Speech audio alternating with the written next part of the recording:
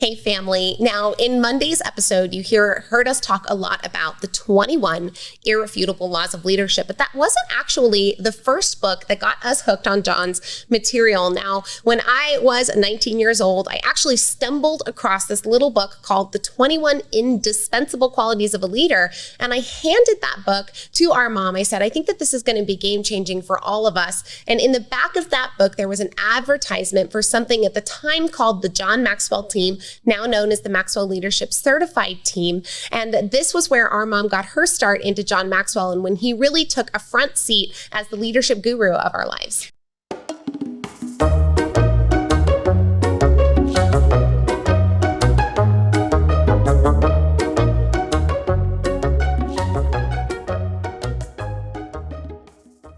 We're talking leadership this week, and one of the organizations we are so proud to be at the helm of is the Neuro Encoding Institute. We got to co-found the Neuro Encoding Institute alongside Dr. Joseph McClendon III, amazing world-renowned neuropsychologist and incredible mentor and teacher. If you're at all interested in learning more about what the Neuro Encoding Institute does and what it can do for you, please visit neuroencoding.com. You're enjoying this episode on Angel Phoenix Productions Podcast Network. To explore a complete lineup of quality programs and media production services, head on over to angelphoenix.com or like our Facebook page at facebook.com/Angel Phoenix Productions.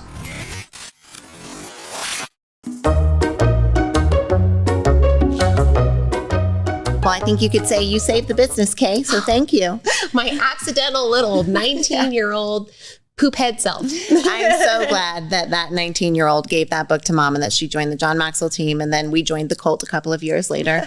And our business and our lives have never been the same. But what is found in this book, these 21 indispensable qualities, are so interesting to consider. I know I shared earlier in the week that originally my definition of leadership was like, yeah, the person who makes decisions. Boom, done. Like, that's what a leader is. Like, don't need to make it complicated.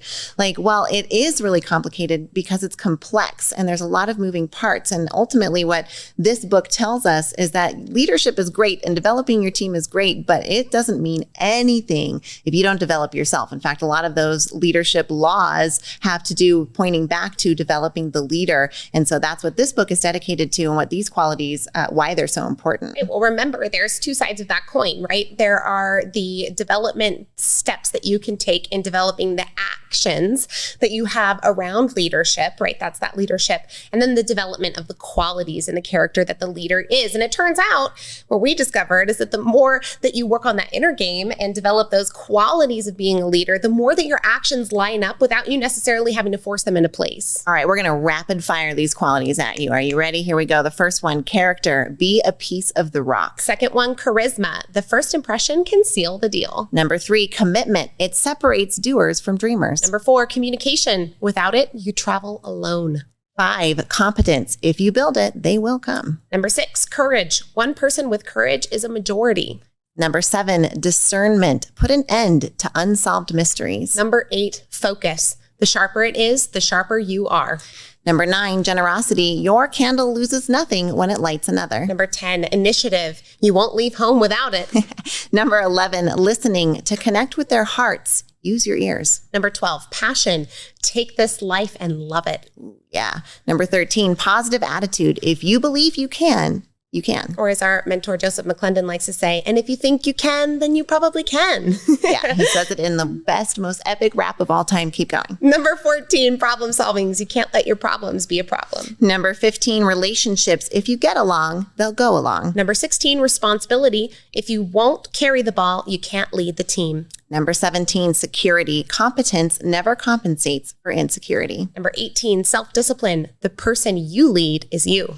Number 19, servanthood. To get ahead, put others first. Number 20, teachability. To keep leading, keep learning. And the final one, number 21, vision. You can seize only what you can see. Now you can see that there are many different aspects for developing that leader inside of you in order to make sure that your actions become a standard of behavior that you then act out in your leadership as you go forward. I feel like the biggest lesson from this book and from, not from John, but certainly from this book in relation to the leader is that your character is the difference between knowing how leadership works and becoming a successful leader in the real world. Like we can read that 21 list. I think it took us like a little more change over a minute, but to actually have all of those 21 qualities and then be actively, intentionally developing them is that difference. And that's that character building and development that I know Kay and I get a little obsessed with sometimes. Well, we've been studying all this stuff for nearly a decade. And what I can tell you looking at this list of 21 things is that I am nowhere near being like an expert in, I think, any of these areas, and have made great improvements along the way, but constantly developing one's character so that your actions reflect the way that you want to behave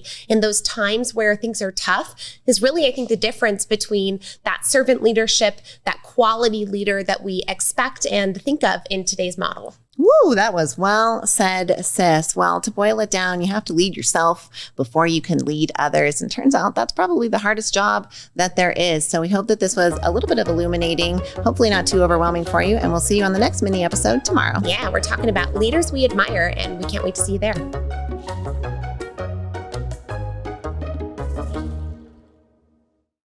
This podcast was a production of Angel Phoenix Productions.